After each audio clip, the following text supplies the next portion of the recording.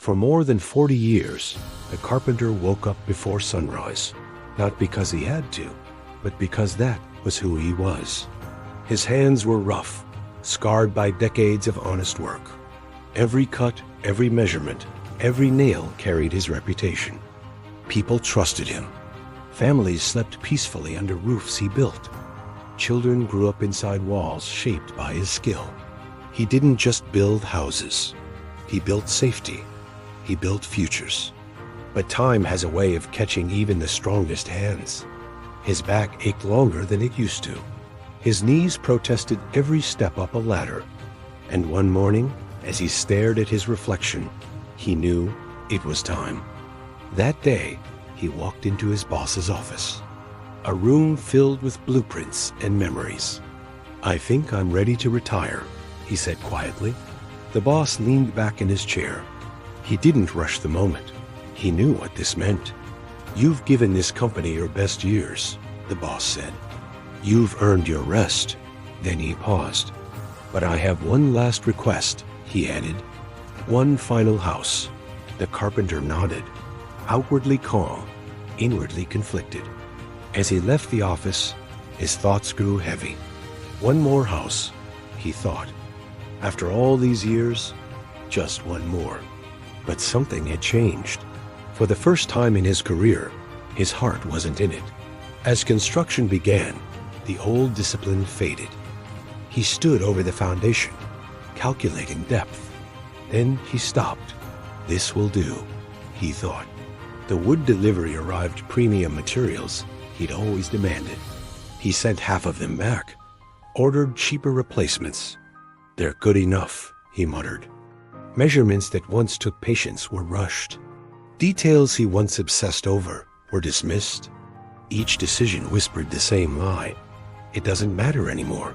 He told himself he was tired, that he'd earned the right to slow down, that no one would notice. But deep down, he knew better. Some days, he stood alone at the site, staring at the half-built house. A strange feeling crept in, not pride, not joy, just emptiness. The house rose quickly. Walls went up, roof sealed tight. From the outside, it looked impressive. Clean lines, fresh paint, a home anyone would admire. But the carpenter knew what was hidden beneath. Weak joints, rushed work, unspoken regret. When the job was done, the boss came for the final walkthrough. They moved from room to room. No compliments, no criticism, just silence. Then the boss stopped near the front door. He reached into his pocket and pulled out a small set of keys. He placed them gently into the carpenter's hand. "This house," he said, "is my gift to you." The world seemed to stop. The carpenter's breath caught in his throat. Suddenly, every shortcut replayed in his mind. Every moment he chose ease over excellence. This wasn't just a house. This was his house. The place he would live. The place that would shelter him for the rest of his life. And he had built it poorly. In that moment, the truth hit harder than any hammer ever could. We don't just build houses. We build lives. Every choice we make is a decision about the future. Every habit is a brick laid into place.